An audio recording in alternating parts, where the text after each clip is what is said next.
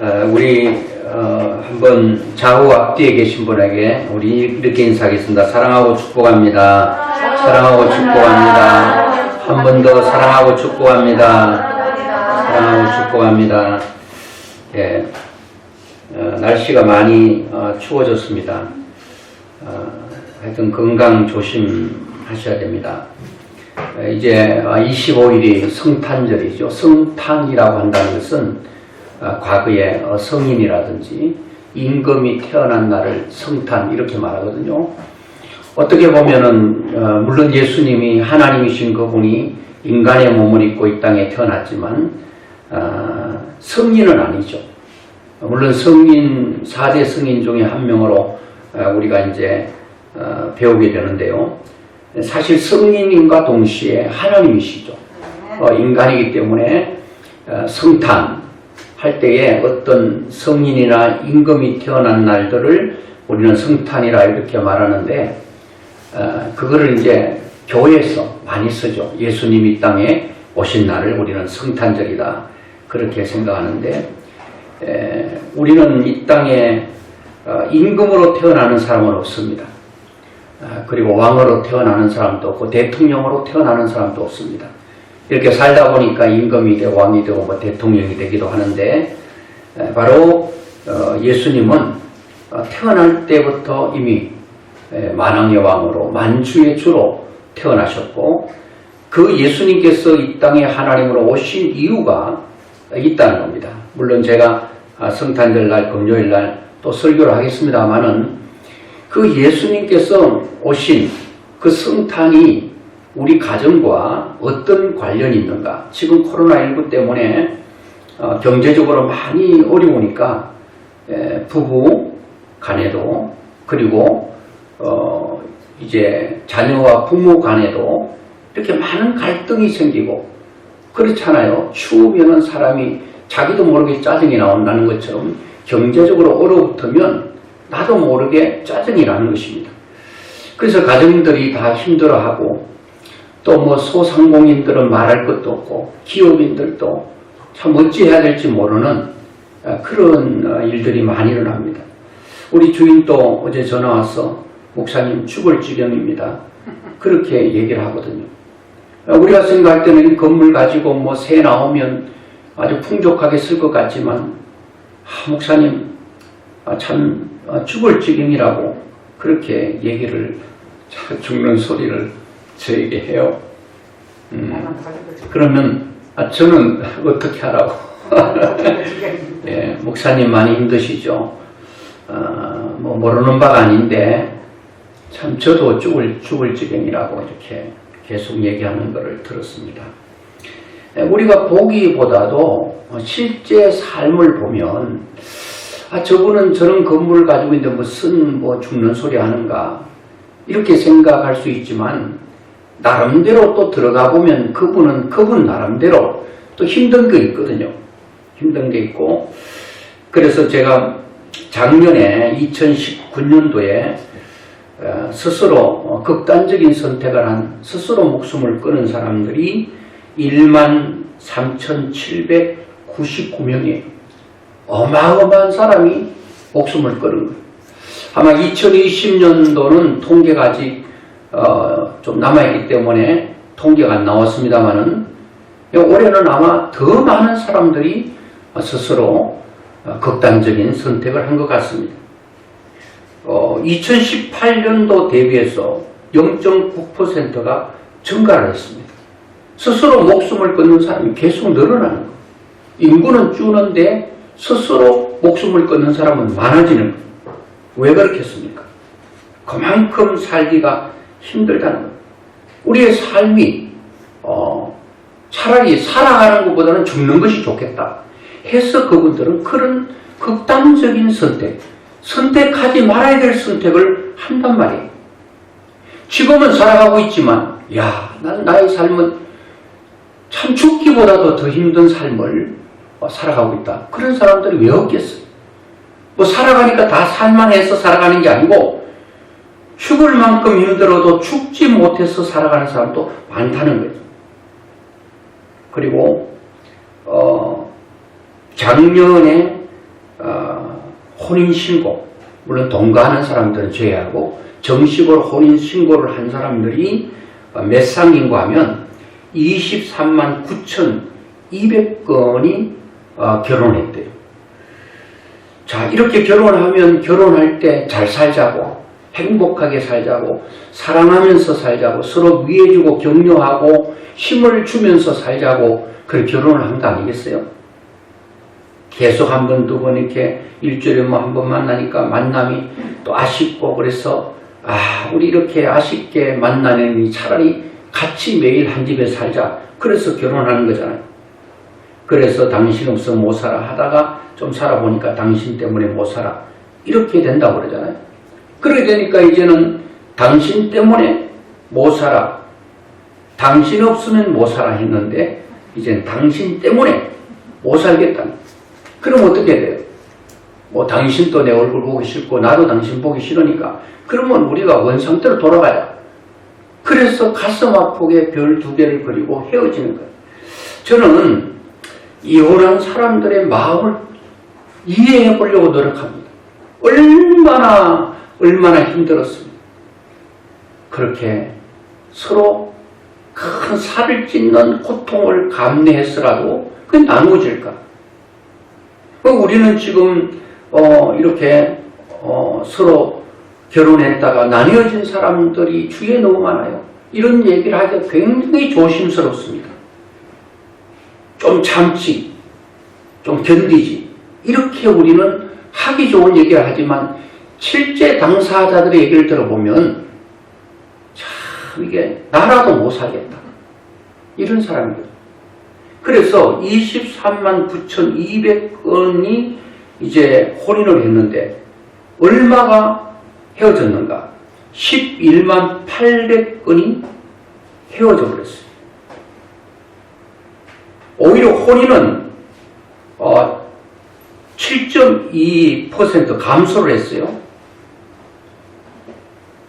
그러니까 18,500건 정도는 감소했는데 오히려 이혼한 사람들은 그렇게 많은 거예요. 그러니까 50%. 이 통계가 아니면 우리가 뭐 결혼해서 2상 중에 1상은 헤어진다. 그럼 막연할 수 있는데 이렇게 통계청에서 통계를 낸 거 제가 봤어요. 이야, 이렇게 엄청난 사람들이 서로 이렇게 가슴 아프게 헤어지는구나. 그래서 가정이 굉장히 중요하다는 거예요. 그러면 예수님께서 이 땅에 우리 가정에 오신, 예수님이 오신 거와 우리 가정은 과연 어떤 관계가 있는가? 예수님은 이 땅에 오신 것은 제가 지난주에 말씀드린 것처럼 우리 심령 속에 천국을 가지고 천국을 주러 오신 거예요. 그리고 내 마음이 천국이 되면 또 옆에 내 가족이 천국 되면 아빠도 천국, 엄마도 천국, 애도 천국. 그런 천국을 가진, 개인들이 가지는 천국을 가진 사람들이 가족으로 모여있다면 그 가정은 당연히 천국이지. 당연히 천국 아니겠습니까? 그런데 사람들이 왜 가정이 천국인데 예수님은 이 땅에 우리 개인에게도 천국을 주려고 오셨고 우리가 이렇게 성성한 하나님께서 세우신 가정에도 천국을 주려고 오신 거예요. 저는 또 예수님은 교회에 천국을 주러 오셨다. 그래서 마지막 주에는 성탄과 그 교회에 대해서 말씀을 좀 하려고 하는데 주님께서 교회에도 뭘 가지고 교회를 세우신가 하면 천국을 주려고 교회를 세운 거예요. 그런데 여러분들 가정은 어떠세요? 여러분 가정은 야, 천국이다. 천국인지 아닌지는 보면 알아요. 뭐 보면 아느냐? 가족들이 집에 나갔다가 남편은 일터에 갔다가 일 끝나자마자 덕달같이 집으로 들어오면 이 집은 천국. 그런데 일은 6시에 끝나는데 계속 바깥에서 친구들하고 만나고 또 1차 가고 2차 가고 3차 가고 집에 오기가 그렇게 싫은 거예요. 그야말로 자기 발목에 큰 모래주머니를 달아놓은 것처럼 집으로 향하는 발걸음이 그렇게 한 발 한 발 뛰기가 그렇게 힘들고 무거운 거예요. 여러분, 어떤 사람은 직장 끝나기도 전에 조퇴해서 집으로 가는 사람도 있잖아요. 결혼해서 얼마 안 되는 사람은 그런 사람 있는지는 몰라도 그런 심정이란 말이에요. 빨리 그 사랑하는 사람 보고 싶은 애들도 보면 알아. 그 집이 천국인지. 바깥에서 빙빙 돌고 어떻게 하든지 엄마하고 얼굴 안 부딪혀요. 어떻게 하든지 아빠하고 얼굴 안 부딪히려고 하고 집에 들어오자면 자기 방 푹 들어가 버리고 문 쾅 닫아 버리고 이거 천국 아니죠. 애들이 뭐 가출한다 뭐 한데 저는 가출하는 것 같지 않아요. 애들이 집 나가는 건 가출이 아니고 탈출이야, 탈출. 왜? 못 살겠거든. 감옥에 있는 사람이 감옥이 너무 힘들어가지고 감옥에서 스스로 극단적인 선택하는 사람도 여러분 보셨잖아요. 그리고 그냥 몸무게를 쫙 빼가지고 그 구멍으로 빠져나온 타러 가는 사람도 있잖아요. 왜 그래요? 너무 힘들거든요. 너무 힘들어. 자, 그러면 오늘 우리 주님께서 이 땅에 오셔서 우리의 가정을 천국 같은 그런 가정이 되기를 원하는데 우리 가정은 과연 천국일까? 아내도 마찬가지예요. 아내도 집에 애들 빨리 보고 싶고 또 남편 빨리 보고 싶고 이래야 되는데 아이고 바깥에서 이렇게 좀 빨리 퇴근해가 돌아오는 남편 보기 싫어서 아이 당신은 뭐 다른 사람들은 퇴근하고도 친구도 좀 만나고 좀 천천히 들어오는데 당신은 뭐 이렇게 뭐 빨리 들어오냐고 이렇게 또 아내가 또 남편을 반기지 않는 경우가 있어요. 이런 것들은 다 내 가정은 천국이 아닙니다. 아직 천국 되기는 멀었습니다. 그런 외적인 표현이 아니겠습니까? 그런데 천국은요, 로마서 14장 17절 말씀 보면 하나님의 나라는 먹는 것과 마시는 것이 아니요 오직 성령 안에 있는 의와 평강과 희락이다. 여러분, 천국은 먹고 마시는 데서 천국이 만들어지지 않는데요. 이런 거 부자고 먹는 거 마시는 거 뭐 최고로 먹고 최고로 마시고 최고로 입고 최고로 타고 누리고 최고의 집에 사는데 천국인가요? 그렇지 않지. 천국은 먹고 마시는 데에 천국의 기준이 있지 않다는 거예요. 즉 말하면 외적인 조건이 우리를 천국으로 만들 수 없다는 거예요. 집이 아무리 대골 같은 집이라도 그것이 우리의 천국 줄 수는 없다는 거예요. 내가 뭐 상다리가 부러지는 산의 진미를 날마다 식탁을 대해도 그것 가지고는 그것이 조건, 그 환경이 천국으로 만들 수 없다는 거예요. 그럼 천국이 뭐냐? 오직 성령 안에 있다는 거예요. 하나님 안에 있고 의와 평강과 희락이 있어야 천국이라는 거예요. 내 마음에 희락, 기쁨, 평강, 평안한 마음이 있어야 된다는 거예요. 여러분 가정도 평강이 있어야 돼요. 그리고 희락이 있어야 돼요. 그래야 다른 말하면 기쁨과 즐거움이 있어야 그게 천국이라는 거예요. 제 아주 절친인 친구 목사님이 있는데 그 집은 항상 천국이에요. 희락이 있고 평강이가 있어요. 왜냐하면 딸이 희락이야. 아들이 평강이야. 그 집은 늘 희락이가 집에 있고 평강이가 집에 있어요. 자, 그래서 그 집은 천국이야. 희락과 평강이 있으니까. 그런데 아이 이름만 희락이고 평강이 같진 않아요. 그 가정에, 그 목사님 가정에 진짜 희락과 평강이 있는 것을 제가 알고 있습니다. 물론 이제 희락이는 시집 갔기 때문에 이제 희락은 이제 갔지만 그래도 늘 가족 중에서 이름 잘 지었다 그런 생각이 있어요. 오늘 성경에 보니까 평강과 희락이 있으면 그게 천국이라는 거예요. 여러분 마음속에 여러분의 가정에 하나님께서 성령 안에서 평강과 희락이 충만한 그런 가족들 될 수 있기를 주의 이름으로 축원합니다. 주님이 이 땅에 오셔서 우리에게 그것 주시려고 이 세상에 참 살기 힘든 이 세상에 그렇게 주기 위해서. 그는 저는 여러분의 가정과 저의 가정이 이런 천국 같은 가정을 어떻게 만들 수 있겠는가?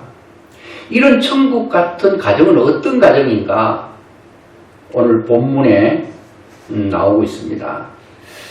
물론 성경에는 천국 같은 가정에 대한 본문이 나와 있지 않지만 제가 사도행전 16장의 말씀을 잡은 것은 이유가 있습니다. 우리 한번 보겠습니다. 사도행전 16장 30절부터 34절까지 한번 보겠습니다. 그들을 데리고 나가 이르되 선생들이여 내가 어떻게 하여야 구원을 받으리까 하거늘 이르되 주 예수를 믿으라 그리하면 너와 내 집이 구원을 받으리라 하고 그 주의 말씀을 그 사람과 그 집에 있는 모든 사람에게 전하더라. 그 밤 그 시각에 간수가 그들을 데려다가 그 맞은 자리를 씻어주고 자기와 그 온 가족이 다 세례를 받은 후 그들을 데리고 자기 집에 올라가서 음식을 차려주고 그와 온 집안이 하나님을 믿음으로 크게 기뻐하니라. 여러분, 천국 같은 가정은요, 크게 기쁨이 있는 가정이에요. 크게 기쁨이 있는 가정인데, 이 기쁨은요, 어디서부터 오는가 하면, 우리가 찬송 불렀죠. 내 영혼의 그 깊은 데서. 평화가 어디서부터 온다고요? 하늘 위에서 내려온다고 그러잖아요. 하늘 위에서 내려오는 거. 예수님이 이 땅에 오시면서 평화를 가지고 오신 거예요. 그래서 그 예수님이 우리 가정에 오시면, 우리 개인의 삶 가운데 개입하시면 기쁨이 있게 돼요. 그게 곧 천국이라는 거. 예수 밖에는 기쁨이 일시적이에요. 그러나 하나님께서 주시는 기쁨은 내 속에서 이렇게 생성이 되기 때문에 이거는 바깥에서 유입되는 게 아니라 내 속에서 흘러 넘치는 거예요. 그래서 무슨 조건이 들어와서 나를 기쁘게 하고 행복하게 하는 게 아니라 내 속에서 하나님께서 예수 그리스도 안에서 이것이 솟아나오기 때문에 샘물이 솟아나듯이 계속 맑은 물이 우리의 목마름을 이렇게 해갈시켜주는 것처럼 이 내 속에서 일어나는 기쁨이 나를 천국으로 만들고 우리 가정을 천국으로 만드는데, 자, 오늘 여러분, 오늘 사도행전 16장에는 바울이 갇힌 감옥에 간수장이 있습니다. 이 바울 잘 지켜. 딱 지키고 있는데 막 옥터가 흔들리면서 옥문이 다 활짝 열려버리고 수갑과 또 착고가 다 풀려버리고 이 간수장이 깜짝 놀란 거예요. 이 죄수를 잘 지키라고 하는데 만약 다 도망갔다면 자기는 살아남을 수가 없거든요. 그 죄수를 잃어버리면 차라리 내가 죽지 않더라도 나는 죽임을 당한다. 그러니까 내 스스로 죽어야 되겠다. 자결하려고 할 때에 바울이 딱 멈춰요. 우리가 여기 있으니까 그렇게 하지 말라. 보니까 문은 다 열렸는데 착고도 풀리고 수갑도 풀렸는데 자유로운 몸이 돼서 도망갈 수 있는데 그 자리 그대로 있거든요. 그러면서 이 간수장에게 외마디 외칩니다. 선생들아, 내가 어떻게 하면 구원을 받을 수 있겠는가? 여기에 구원은 육신적인 구원이죠. 내가 당신들 때문에 살아나야 되는데 어떻게 하면 당신들 때문에 살아날 수 있겠는가? 말하는 육신의 구원에 대한 질문을 간수장이가 했는데 바울은 역으로 영적인 구원을 그들에게 답을 줍니다. 세상은 육적인 것을 원해도 주님은 영적인 것을 먼저 얘기합니다. 영적인 것이 풀리면 육적인 것은 자동으로 풀린다는 그런 말씀이죠. 세상적으로 풀리지 않아도 주님 안에서는 풀려진다는 말이죠. 그래서 이 간수자이가 그래요. 내가 어떻게 구원받습니까? 주 예수를 믿어라. 그리하면 너와 내 집이 구원을 받는다. 이 참 놀라운 일 아니겠습니까? 대부분 예수를 믿는 가정 보면요, 그 예수 믿지 않는 한 자녀 중에 아니면 누구 한 사람 중에서 예수를 믿어요.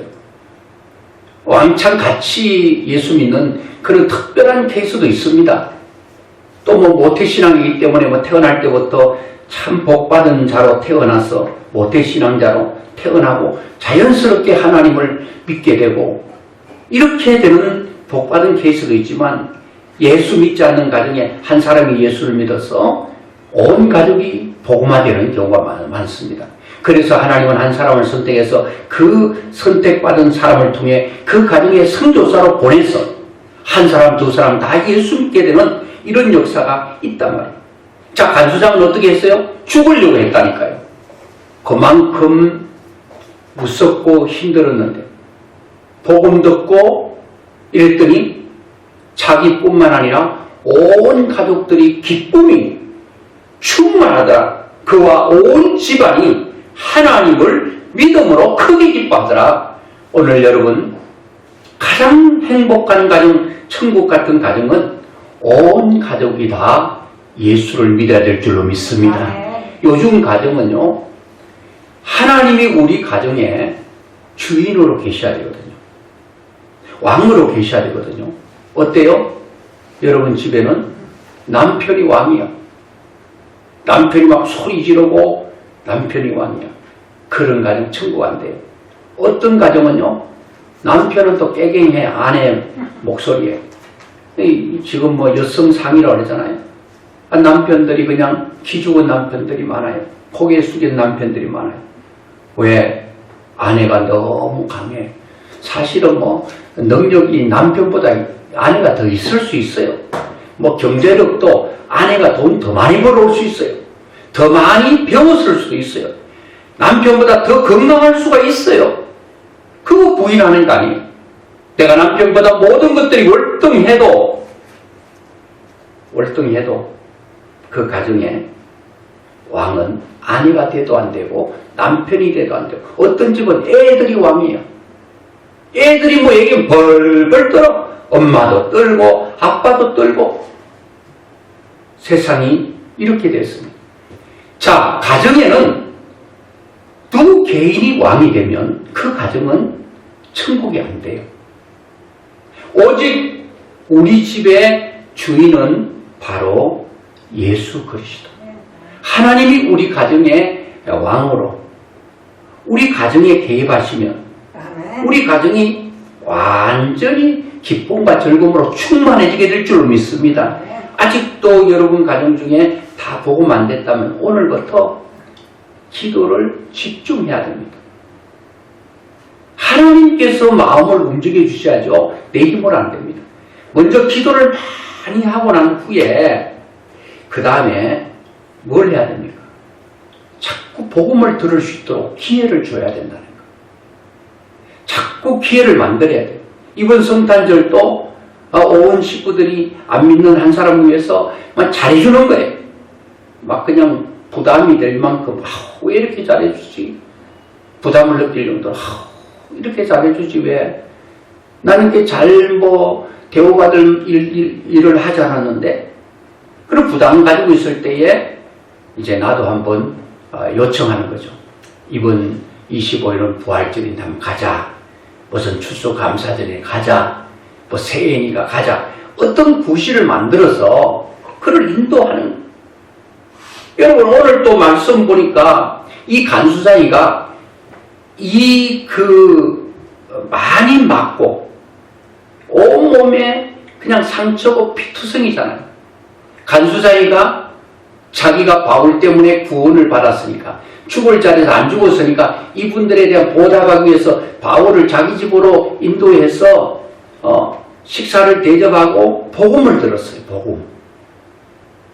예수님을 만났다는 거예요. 천국을 가족들이 다 예수님을 천국을 이 가슴 속에 모시고 가정에 모셨단 말이에요. 그리고 났더니 온 집안이 하나님을 믿음으로 크게 기뻐했다는, 이게 천국 아니겠습니까? 기쁨이 희락이죠.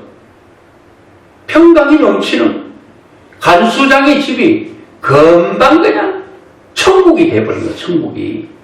그러니까 이 간수장이가 자기 가족들 다 불러 모아서 말씀을 듣게 했다는 거예요. 이게 중요합니다. 기도하셔야 됩니다. 기도하며 하시면서 어떤 기회가 될 때에 최선을 다해서 가족들을 교회로 와서 말씀을 들을 수 있는 기회를 계속적으로 줘야 된다는 거예요. 교회 문턱이 낮아지도록 계속 인도해야 된다는 거예요. 고넬료도 그랬잖아요. 고넬료는 일가 친척까지도 다 불러 모아가지고 베드로를 청해서 복음을 듣게 했다는 거예요. 그들이 다 복음을 듣고 세례를 받았다는 것은 예수 그리스도를 나의 주인으로 모시고 내가 이제부터 주인 되는 걸 포기하는 거예요. 내가 내 주인 되는 것보다도 주님 내 주인 되셔서 내 인생을 끌어가는 게 훨씬 더 천배 만배 상상할 수 없을 만큼 굉장한 능력이 나타납니다.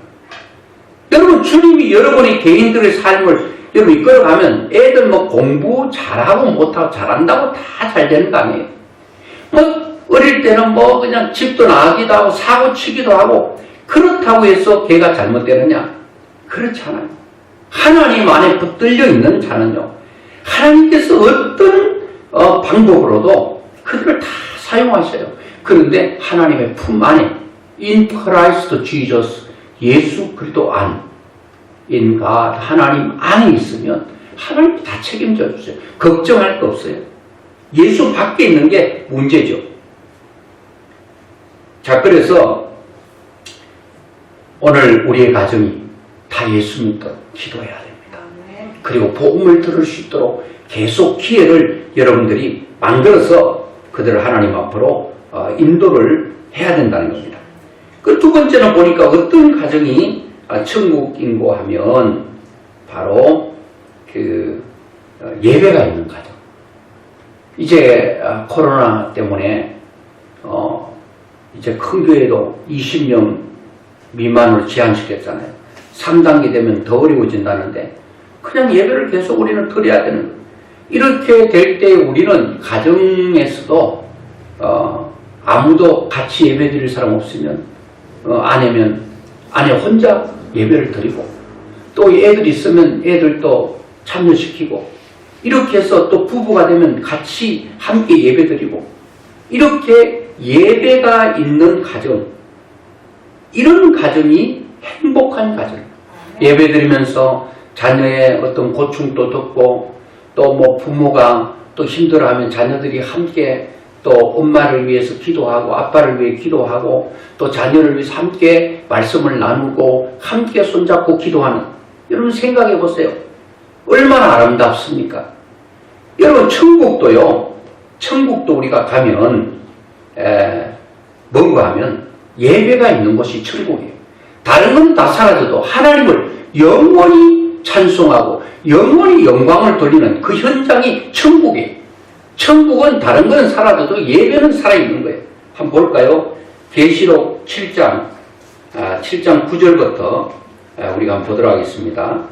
2일 후에 내가 보니 각 나라와 족속과 백성과 방언에서 아무도 능히 셀 수 없는 큰 무리가 나와 흰 옷을 입고 손에 종려 가지를 들고 보좌 앞에 아까 어린 양 앞에 서서 큰 소리로 외쳐가로되 구원하심이 보좌에 앉으신 우리 하나님과 어린 양에게 있도다 하니 모든 천사가 보좌와 장로들과 내 생물의 주위에 서 있다가 보좌 앞에 엎드려 얼굴을 대고 하나님께 경배하여 이르되 아멘, 찬송과 영광과 지혜와 감사와 존귀와 권능과 힘이 우리 하나님께 세세태로 있을지어다. 아멘 하더라. 모든 천사가 여러분 하나님 앞에 나와서 보좌 앞에 엎드려서 얼굴을 대고 하나님께 경배하여, 경배가 뭐예요? 하나님을 높이는 거잖아요. 하나님을 어떻게 높여요? 찬양과 감사와 예배로 높이는 거예요.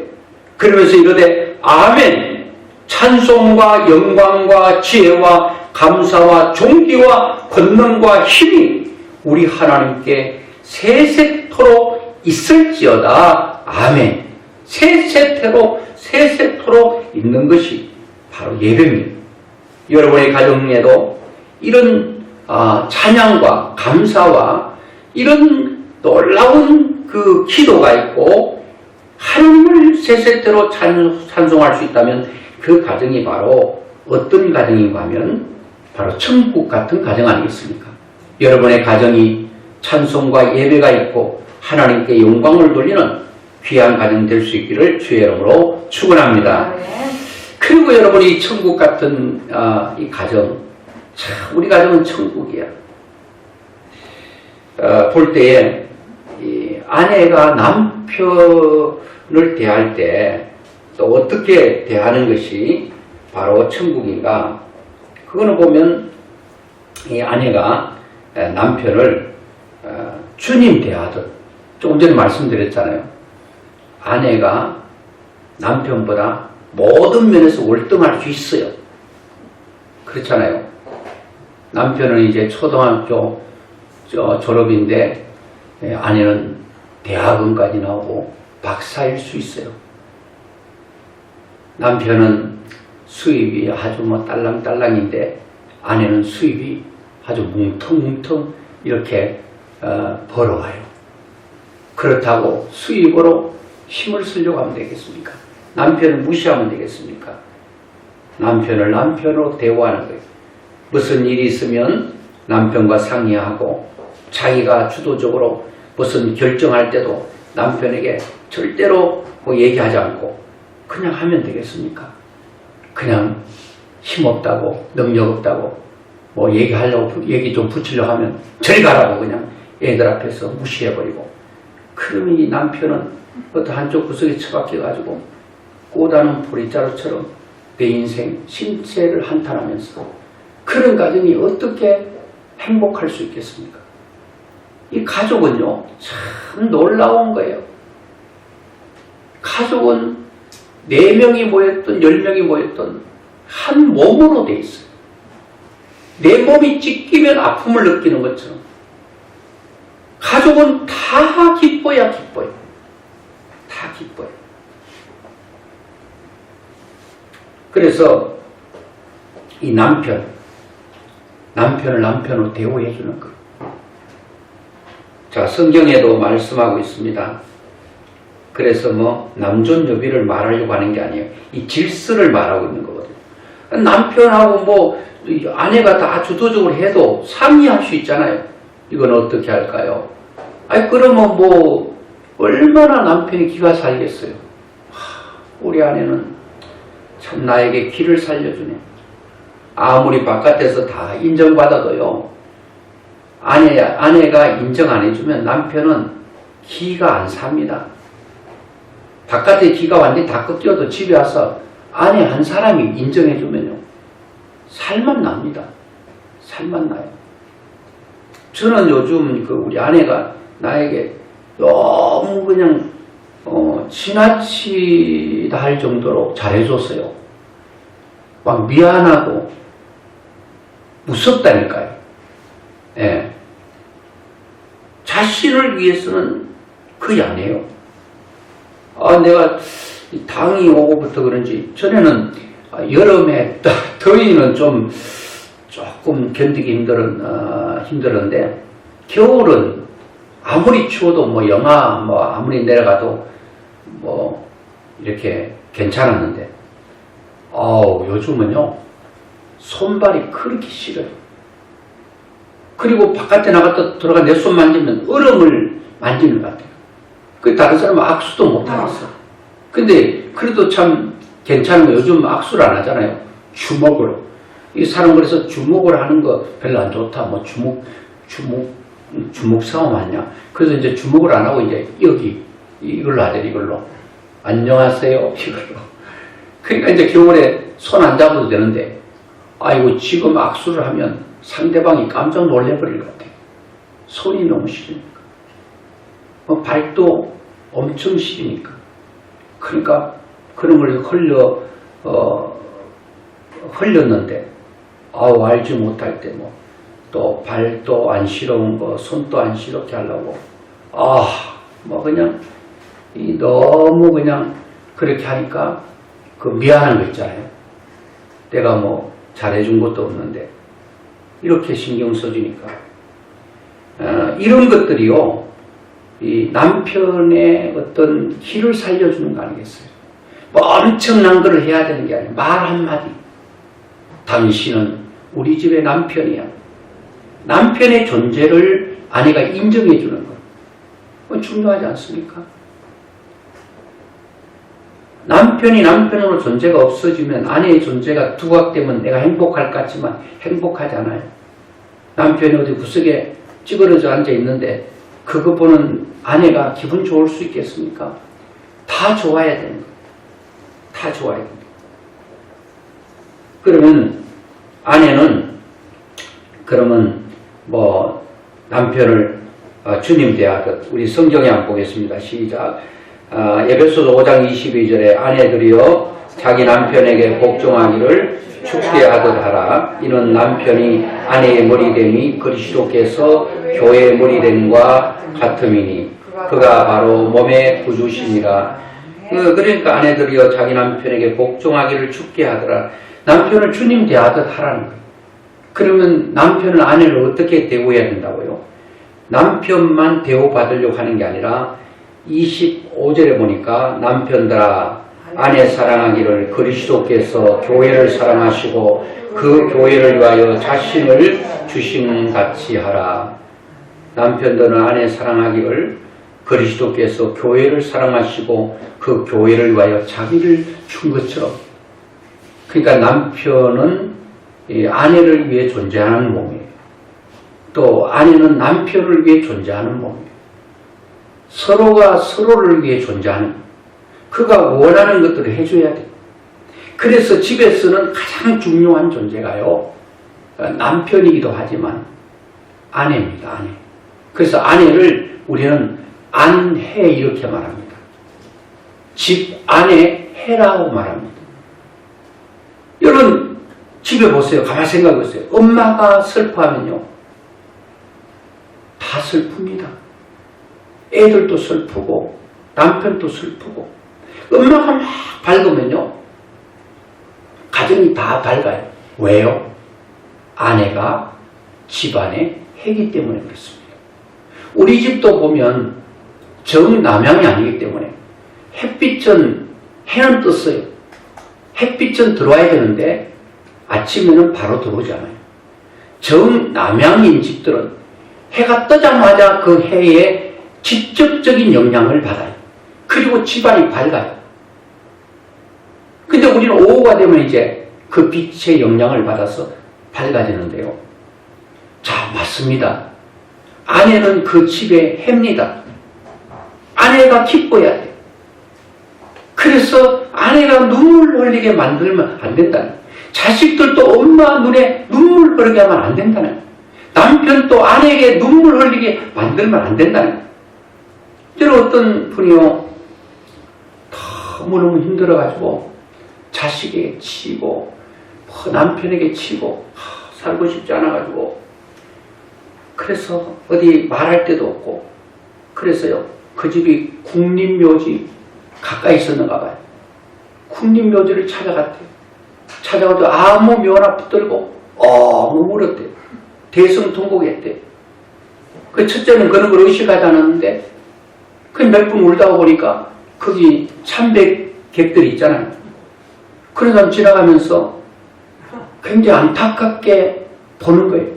젊은 여인이 울고 있으니까, 아이고 젊은 나이에 남편이 죽었는가 보다. 아이고 어떻게 인생 살아가지. 이렇게 지나가는 사람이 흘리는 말이 처음에는 몰랐는데 그게 귀로 들어오는 거예요. 위로가 되는 거예요.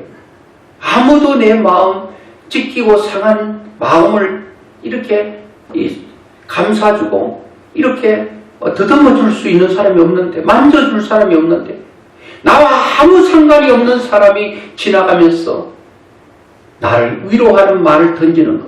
그 다음부터는 이건 울면서 울면서 귀는 길 가는 사람에게 향해 놓고, 이 사람이 뭐라고 나를 위로하는, 그거 듣고 위로가. 또 어떤 사람은 그래요. 젊은 나이에 왜 부모님이 돌아가셨나? 저렇게 슬피 가슴을 찢고 우는가? 그러면서 지나간다는, 그게 위로가 된다는.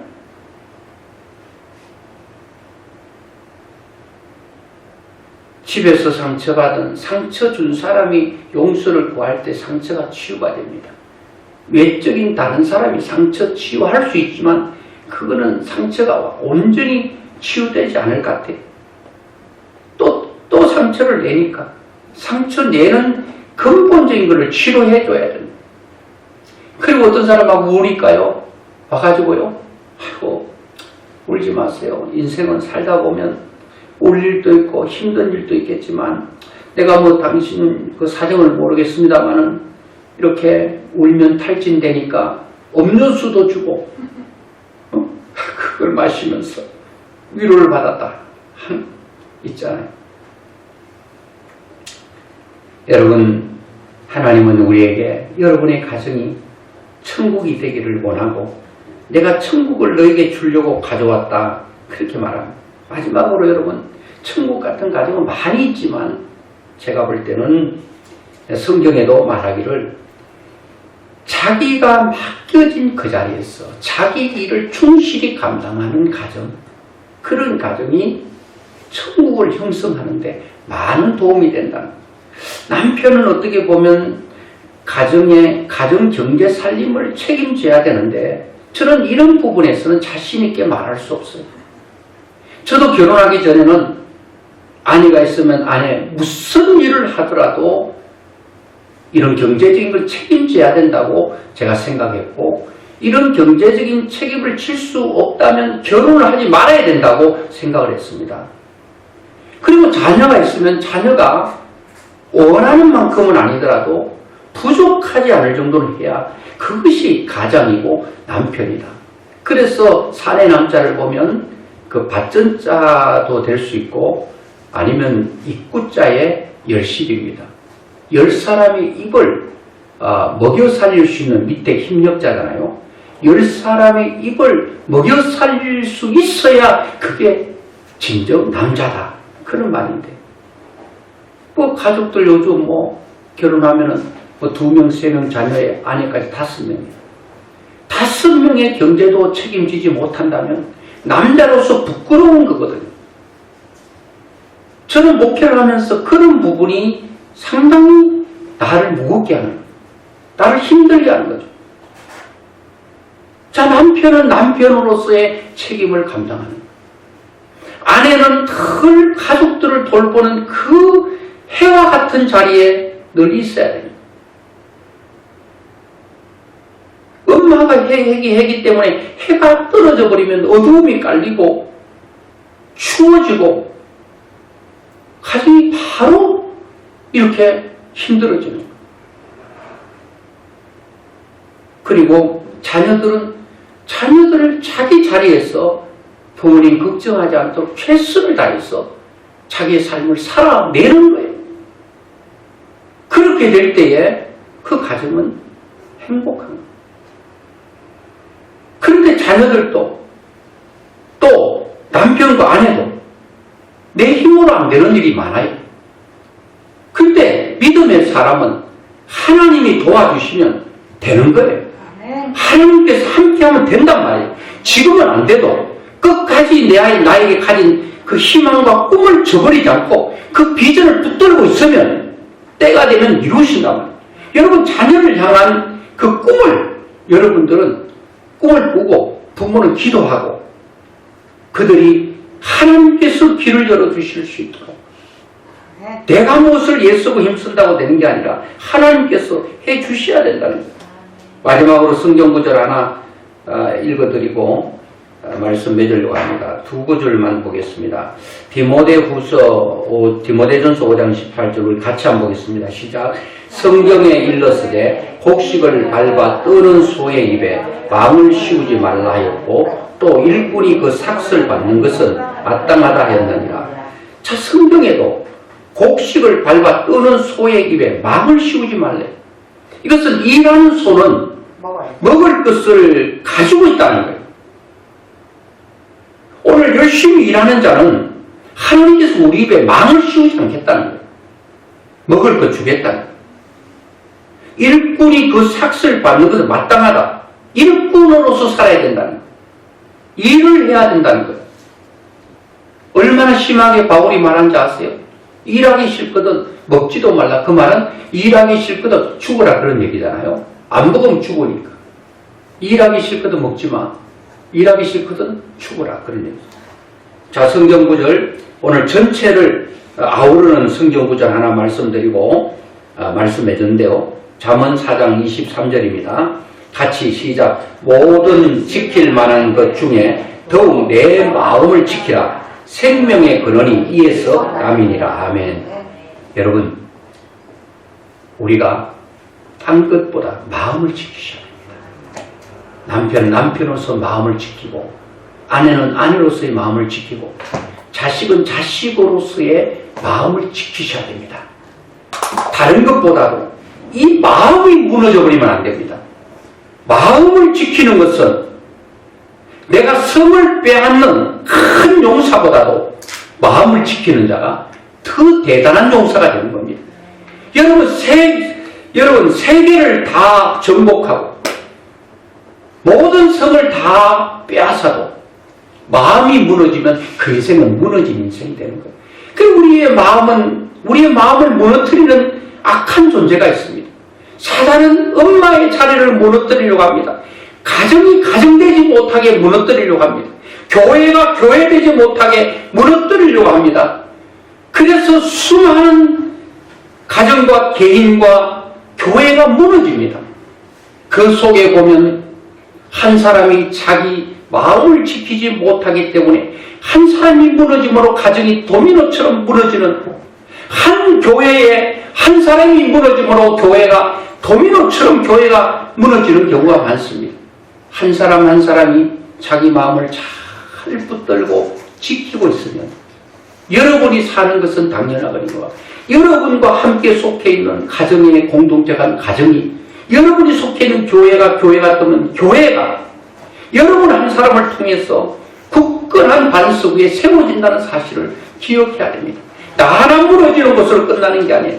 나 하나 세워지는 것이 아니라 나 하나 세워지는 것이 모두를 세우는 것입니다. 나 하나 무너지면 다 무너뜨릴 수가 있습니다. 가정에서도 나 하나 무너지면 여러분 다 무너지잖아요.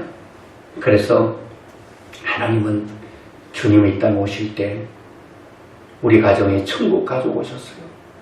여러분의 가정이 천국인가를 생각해보고 다 복음화 되기를 바라고, 그리고 아내와 남편 그리고 자녀들이 모두가 다 자기의 위치에서 최선을 다해 여러분의 가정이 천국 되기를 주의 이름으로 축원합니다.